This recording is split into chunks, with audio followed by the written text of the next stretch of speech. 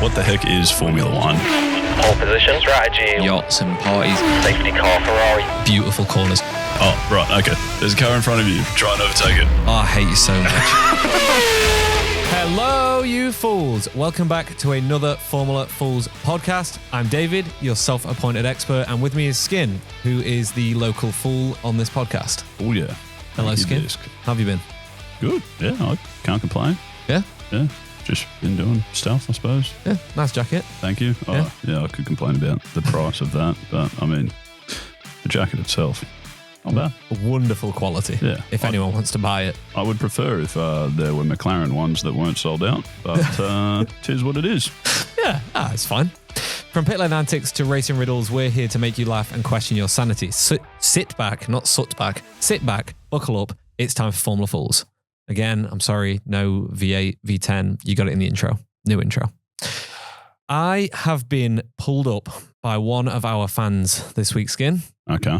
In the podcast, apparently I have been calling the French team Alpine, Yeah. and they are not pronounced that way.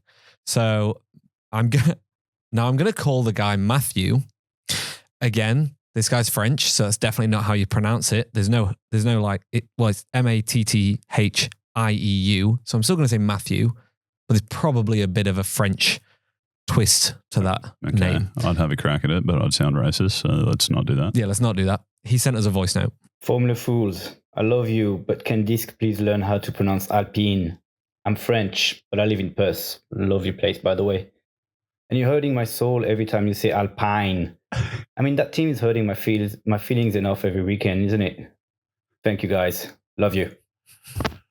Okay, there you go. Yeah. So Wait, what's going wrong there? Is that just an Australian thing? We just it must be an English thing as well, because my dad called it Alpine calls it as well. Alpine? Oh, Yeah. right. Okay. So yeah, Alpine. Okay, they're a French team, I take it? Is Yeah, that yeah. why? Yeah. Okay. Yeah. So they kind of, I think they also own Renault, or Renault owns them or something. Like they're connected in some way. But yeah, both French. Right. Yeah, see, that's weird. Yeah. Because, like, say, if you were talking about a pine cone, you wouldn't say a pine cone. Yeah. Spelled the same.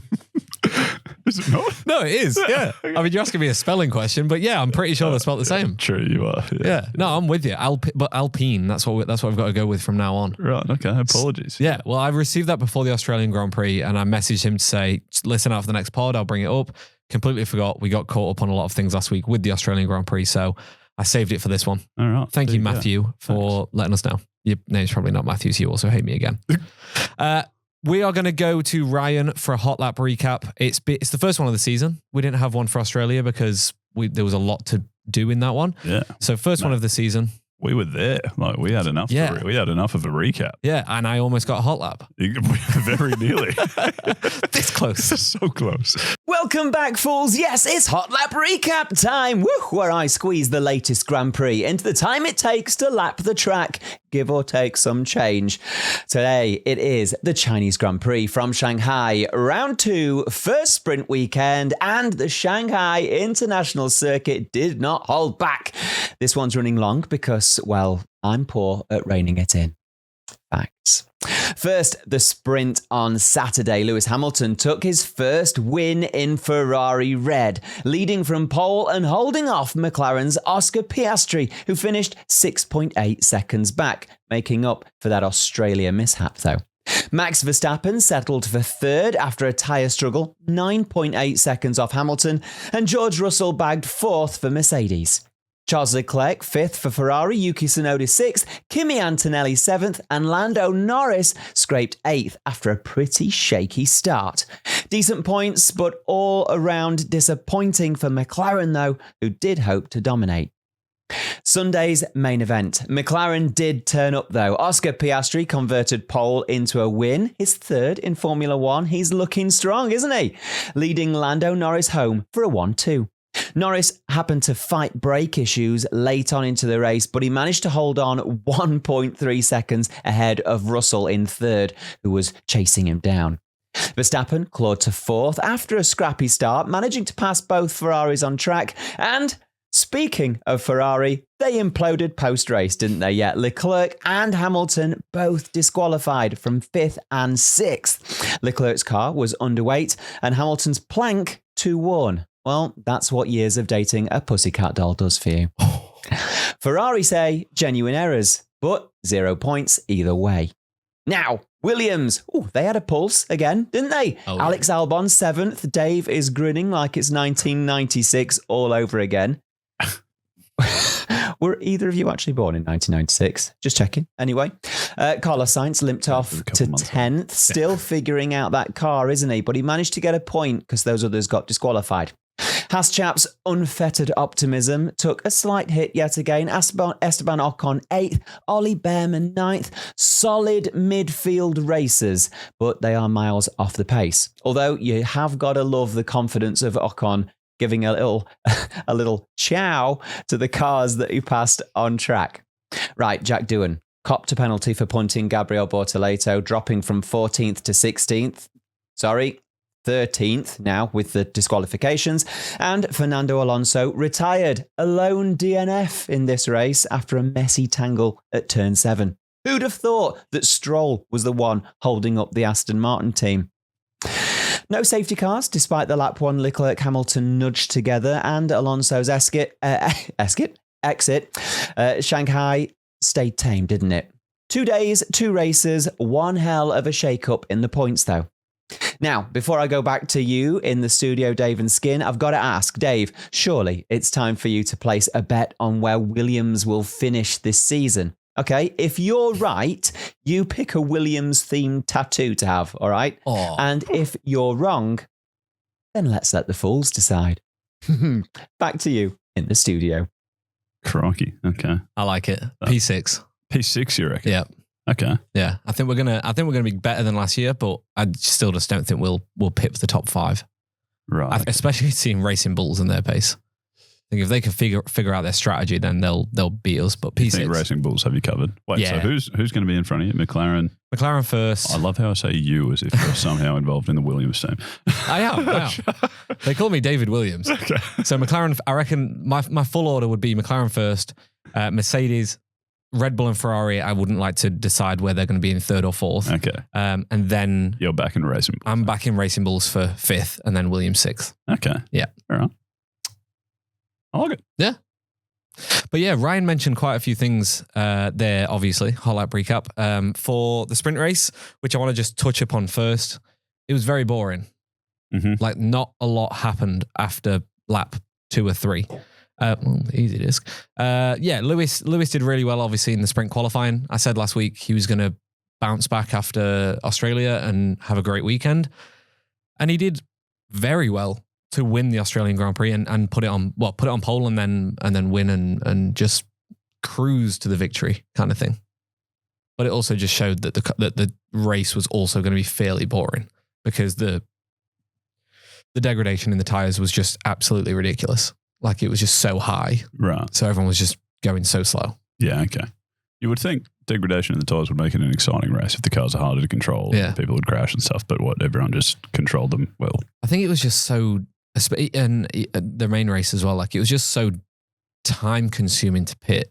Mm. Like, you weren't losing enough time where it was like you needed to pit to make up the places, but like you was losing enough time where it just made the racing boring because everyone was just tire managing from the first lap after they pitted. Yeah, okay. So it was just really boring. It was just a lot of tire management and strategy in the sprint and in the main race.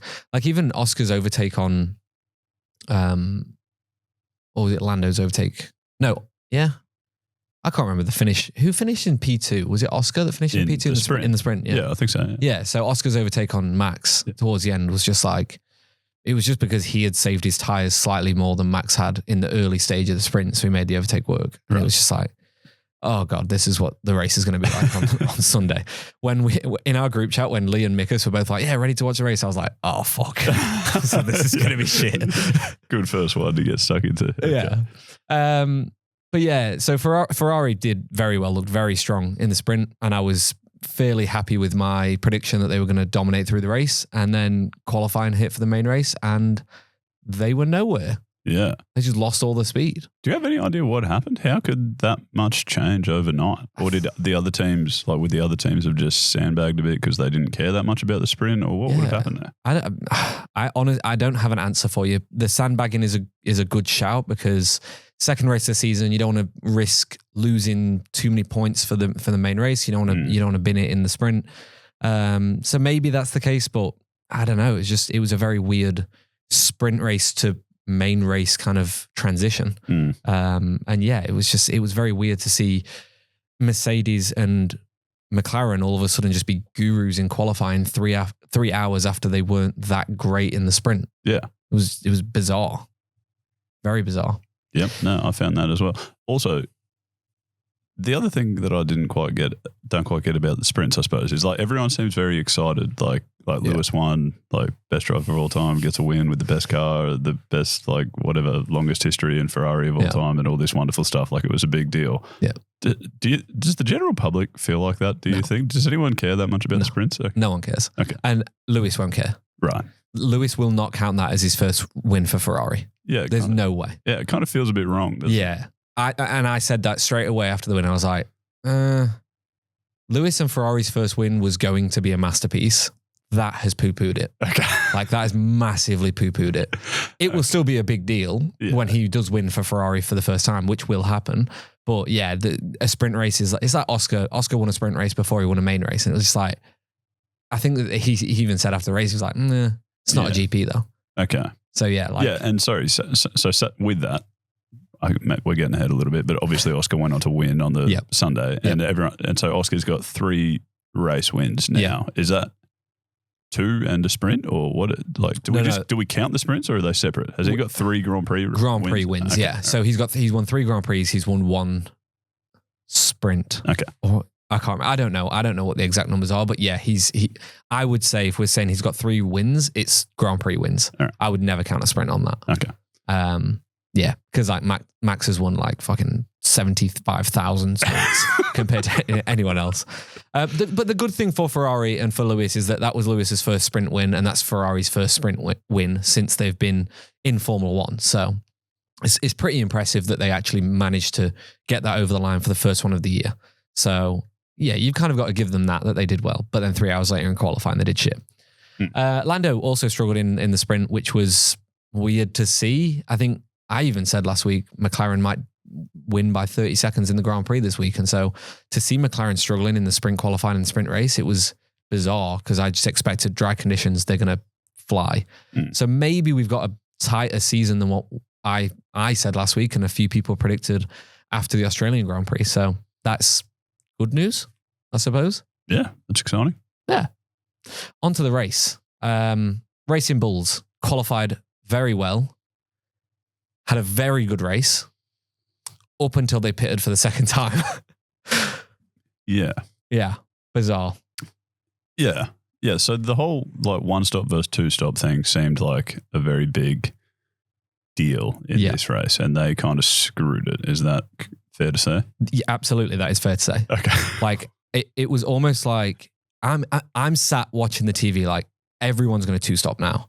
And then when some people started to say, oh, we might go to the end. I was like, oh shit, they're just going to drag these tires through. And then all of a sudden Racing Bulls just pitted both the cars. And I was like, I don't think that's the best decision. I was like, the pit window started to open for a 2-stop. And I was like, no one's coming in apart from them 2. I think they've just lost a double points finish. And they did. Yeah. Okay. So yeah, it was a very bad move. I think they went on it for a strategy that played by the book of what should have happened, but I don't think they read the race situation that well. We will touch upon it very quickly. It's the biggest news today. Last night, Red Bull, Lawson, Tsunoda rumors. Lawson might be dropped. Tsunoda might be put in the car as early as Japan in a week and a half's time, or as you listen to this, in a week's time. They may have already made the announcement by the time this comes out, but yeah, Red Bull not happy with Lawson. Right, okay. Have you not heard them rumors? Oh, I've heard them. Yeah. I just didn't know how like true they were or anything like that. Where does that all get sparked from? Is that just people talking in the media? Because obviously the media is coming down heavily on Lawson for like not doing great. But is there anything that's sort of like is that founded in anything from anyone? The way I always look at F1 media is there's so much fake news that's just nonsense and I don't believe it. Like Racing Bulls might sign Colapinto. I've seen it, but it's on very unreliable sources. So I'm like, I'm not even going to give it the time of day. It could happen, who knows? But when I see it from sources like Sky Sports or Autosport, people that are actually in the paddock, there's this guy, can't remember his name. He's bald and he writes for the BBC and he is great. Like just travels around with the F1 circus and he's an amazing journalist. Whenever any one of them publish an article, that's when I'm like, there's something, or whenever they say anything about it, that's when I'm like, there might be some genuine rumors here. And Sky Sports and Autosport have both posted about it. So obviously that's why we're talking about on the Fools, because we don't talk about anything that isn't legit. Williams gurus.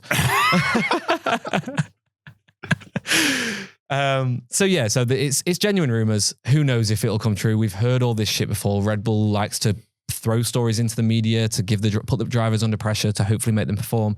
Could be one of them situations. So who knows? Time will tell. Let's move on to the start of the race. Lando and George had a bit of a spicy start. George was looking very racy, almost took Oscar, and then Lando almost took Lando, almost took Oscar. Lando and him had a bit of a battle, which was lovely to see. And I'm just impressed by the Mercedes after this weekend, to be honest. I think they've got a decent race car. I think qualifying they might not do the best at some tracks this year, but race car wise, they're looking very like stable and good on the tires. Right. Wait, what makes you say that? Just like off the line, they had probably a better start than both the McLarens and got unlucky into turn one. As in, why would they, if they've got a good race car, why would they struggle at qualifying in some places? Because I think they've got a better balanced car that does better on tires over a stint on high fuel. Whereas on low fuel, soft tires, one push lap, I think McLaren and Ferrari are better than them in that situation. But I think they're a bit closer to McLaren than Ferrari are for a race pace. Okay. Yeah. Right. Yeah. Well, after that initial sort of excitement at the starting line, like George Russell, I don't know, he just sort of he flies under the radar a bit the last couple of races. He like genuinely did nothing. Don't really notice him too much, and then he's like, oh, he's on the podium again. Yeah, like, yeah. I think the commentators even said like, we've barely spoke about George Russell, but he is right there. Yeah. It was like 3 laps to go, and it's just like he's had no airtime today, but he's just putting in the laps. He's just getting the job done, and that's what I mean. Like Kimi had a great race again as well, but like they're both just quietly going about their business. It doesn't feel like a normal Mercedes that are usually quite like loud and like doing shit. They're just quietly there and just kind of chipping away. And I think they'll be the only title contender for the Constructors' Championship come the end of the season. Okay. Honestly. All right. Yeah. We'll skip down the list a little bit. Ollie Bearman made some insane overtakes. Ryan spoke about this. One of them was on Carlos Sainz and he said ciao, and I wanted to cry and throw my drink at the screen because he overtook Carlos Sainz. Wait, Bearman did? Yeah, Bearman did. Said ciao as he cruised past? Oh, mate, he did it about 6 times. Oh, crikey. Yeah, he was a guru. He'd make that same... He also was doing a very like Fernando Alonso-esque overtake into the hairpin. So he would kind of like throw one down the inside or, yeah, kind of throw one down the inside, and then he would like go deep. They would defend tight. He would go deeper into the braking zone and then kind of cut back and then overtake them as they were slower on the exit of the corner. It was a beautiful, beautiful move. And it's something Fernando used to do like all the time in his championship eras. So yeah, really nice to see from Ollie. Bounce back after crashing 5,000 times in Australia. Yeah. So yeah, that was wonderful from him. Also Haas, double points finish, first points of the season. Very good effort from them. And something amazing to mention from Haas, Ocon getting his first points means that Laura Mueller has become the first ever female race engineer to score points in Formula One.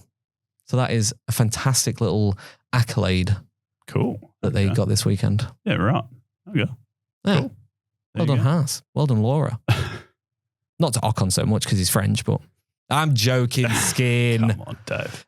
Williams have dominated as per usual. Double points finish. You know, it's just at this point of the season, it's just, happens all the time.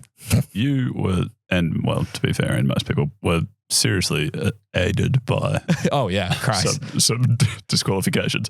There was also, at the point of the disqualification, they'd not updated the finish list on the website. So I'm going through and I'm like, okay, so Carlos moves 10th. Yes, 10th. I'm not having to calculate it just to make sure we did get a double points finish before I'm posting about it.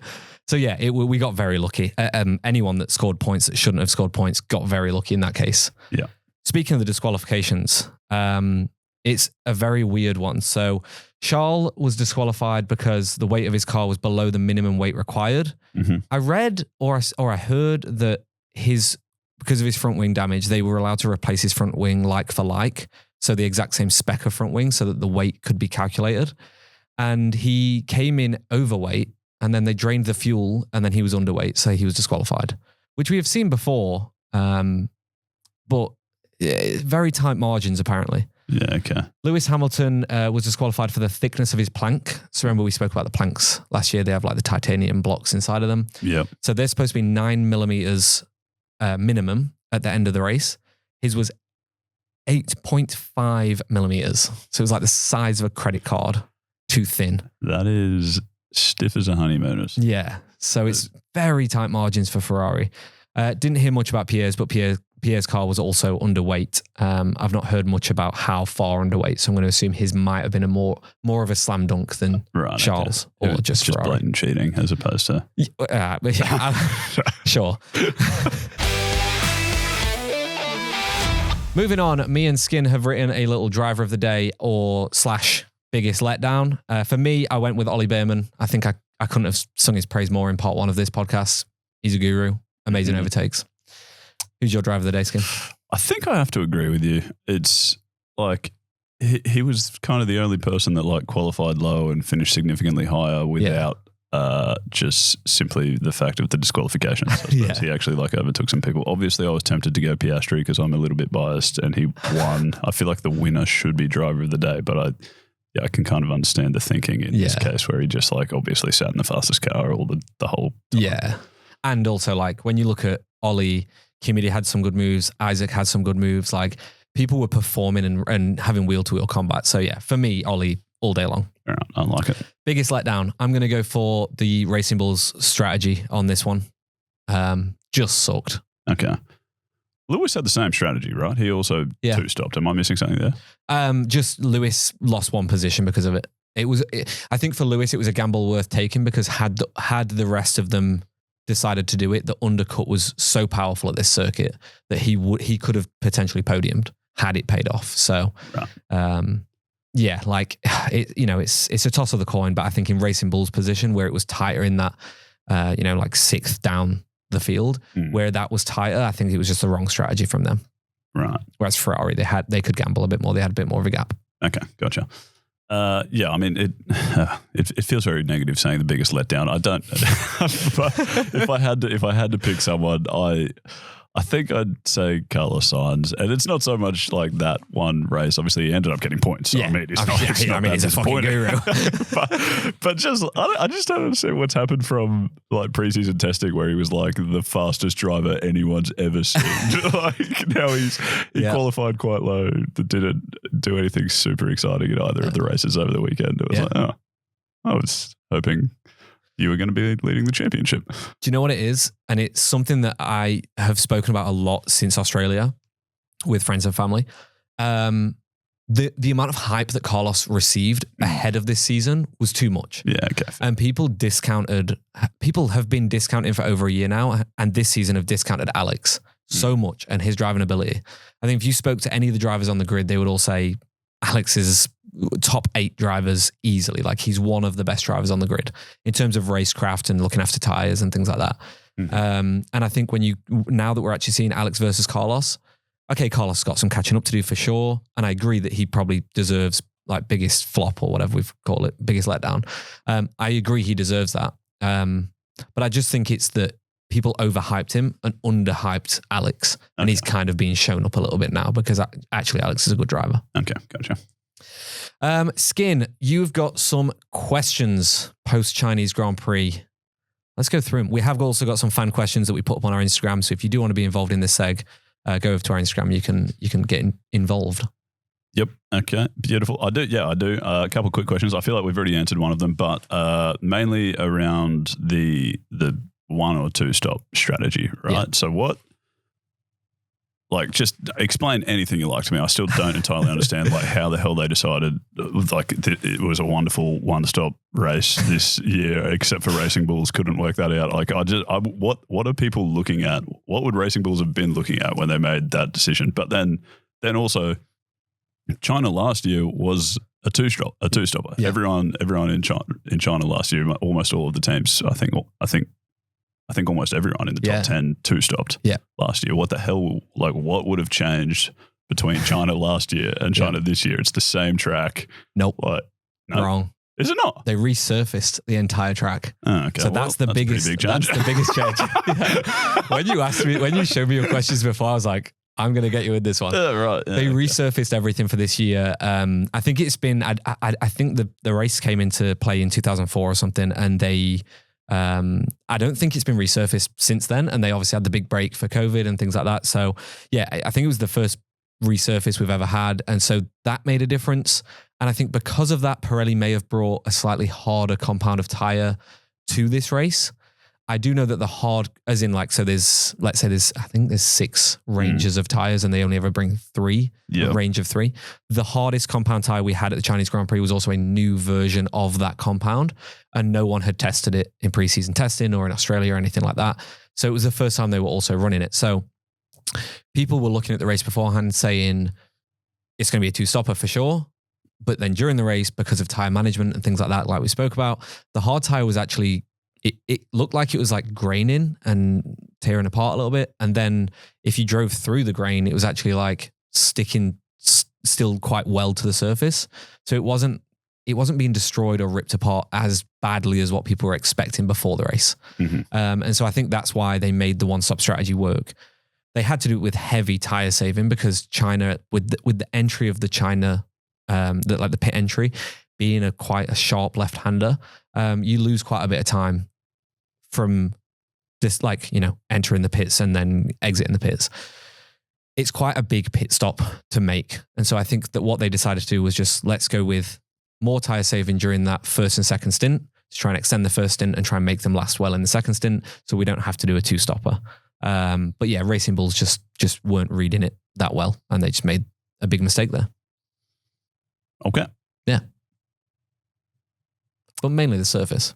Yeah, all right. Yeah, the surface will do it. And I certainly didn't know that. So what, the new surface could have just been a little bit less coarse and a little bit easier on the tires? New surfaces take a while to bed in. So like next year will be really interesting to see how it looks again. So you basically, whenever you resurface a track, it's like 2, 3, maybe 4 years for the tarmac to fully settle, for the oils to seep out and for rubber to truly make an effect on it. So next year will be a different scenario to this year. Maybe a 2-stopper next year. It may be an even better 1-stopper next year. It could go either way. So yeah, it just depends. Wow. Okay. Yeah. How exciting. And then skin. No, genuinely. And then sorry. So most teams pitted like around the I think it was like 17 to 20th lap or something like that. So they started on mediums, did they? Yeah. Most people. And then so they've had to make the hards last like 36 laps or something. Yeah, I think the bulk of people were like 20, 21, 22, something like that. Mm. The earlier pit stops, like the Racing Bulls, were like 17, 18. Okay. But then we had like Alex. Alex did like fucking... He did like... He did millions. I thought he was going to win at one point. He's on track for a no-stopper. We didn't even talk about this. Williams led a lap. Williams led a bloody lap. I thought there were a few, weren't there? It must have been like 2 or 3. They were showing a lot of bloody replays around that time, and I was just like, come on, give us our screen time. We're in P1. But no, yeah, it was a weird race. Some people pitted early, like the Red Bulls. Williams stayed out there forever, and then everyone else kind of pitted on the window, like on the marker of a 1-stop. So yeah, it was a weird one. But like I said, with that hard tire, I think everyone just rolled the dice and just said, we'll pit at this time. If it degrades more than what we hope, then we'll do a 2-stopper. If it goes well, which it did, we'll back a 1-stopper. All right. Brilliant. And then my other main question was just around what the heck happened to Lando at the end. They were saying he had a long brake pedal. Yep. Is that? Yeah, so if you basically hit the brake pedal like here, normally, like that's your resistance, he's going like that, and it's going almost to the floor. Like before it starts braking. Before he feels, like in your road car, you push your brakes, you feel the tension, you feel the car slow down. He would feel the car slow down, but if you're not feeling like to an extent, but he wouldn't feel the full power of the brakes. And F1 brakes are so sensitive as well. He wouldn't feel the full power until it gets lower. Okay. And so as a driver doing 340 kilometers an hour, I think they were going down that back straight, not the best feeling in the world. It's going to make you very nervous. So he did very well to hang on to it. Okay. Can I just say, my second ever car, Toyota Corolla, had exactly that problem when I first got my hands on it. I wasn't driving it at 340 kilometers an hour, but like even just pulling up to a red light at 40 Ks was pretty terrifying. Pretty dicey. Did you use the handbrake or not? No, I think I just kept pushing my foot harder and harder and harder. It was like just hoping.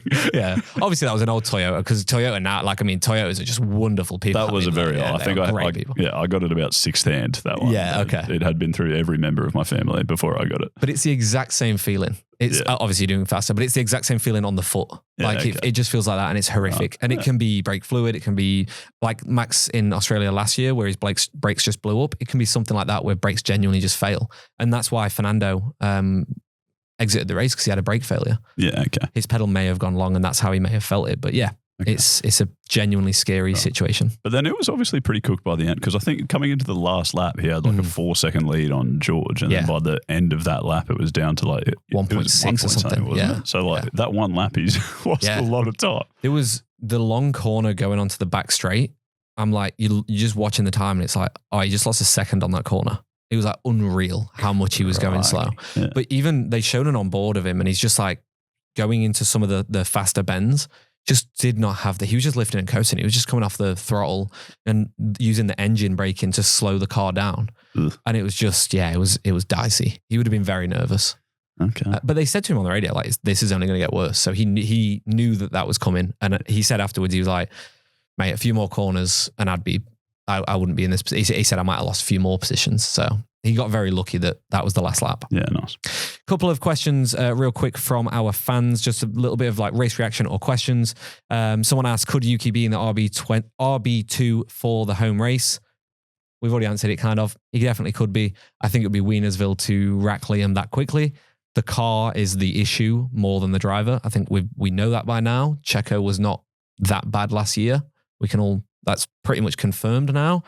Liam is a good driver, and this does not reflect his abilities. Race was boring as shit, but the result was brilliant. I agree with that one from Jay Bowden 6. Thank you. Also, the first one was from Missy Marksman. I may have read that wrong. It's really fucking small on my screen. But yeah, race was boring. Result was great though. I loved the result. I think for the championship, having Oscar win, like Lando's won a race, Oscar's won a race. I think it's like McLaren, we've got a battle on our hands with them too. So really enjoyed it. And Williams double points, obviously. Next up, we've got the Japan Grand Prix. I've listed a few things for you to look out for with the Japan track, which always brings excitement. One of my favorite corners on the calendar is 130R. It's a very fast left-hander, and they pull, I think it's a 130-degree corner or something like that. They can pull something like 4.5 through to 6G as they turn in at full speed through that corner.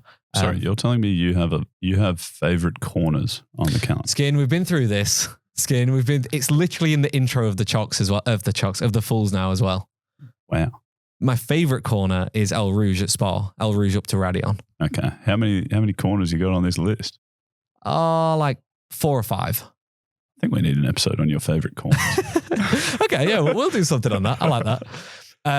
Number 2 that I listed was Suzuka. Suzuka's weather is just like we can have weather like what we had in Australia with rain, dry. So keep an eye out for that. I don't know what the forecast is yet because it's like it's 14 days away. Yeah, won't matter what it is at the moment anyway. Why? It'll just be changed so much. Oh no, I mean the forecast. Yeah, the forecast. The 10-day forecast isn't out yet. Yeah. But it will also change. Useless. Yeah. Oh yeah. I mean, Australia said it. The last shower coming through, and then 6 hours later it was still raining. Yeah, exactly. Also, the first lap chaos through the S's, things like that. That first sector around Suzuka is it's tight, it's weavy, it's fast, and we've got 6 rookies on the grid. So expect some drama, I would say, out of Suzuka in a week's time. Well, that wraps up another lap at the Formula Fools podcast. We hope you enjoyed the ride as much as we did, and it's now your turn to join the Fools family by connecting with us on socials. Instagram, YouTube, TikTok is Formula_Fools, and Facebook is Formula Fools. You can also leave us a rating and review wherever you listen, Apple, Spotify, those sorts of places. It would be particularly helpful. And make sure you've clicked follow on either of those platforms too. If you're listening there, that would help a great deal. Thank you for joining us at the Fools family, where every turn is a chance for a good laugh. We'll see you next time.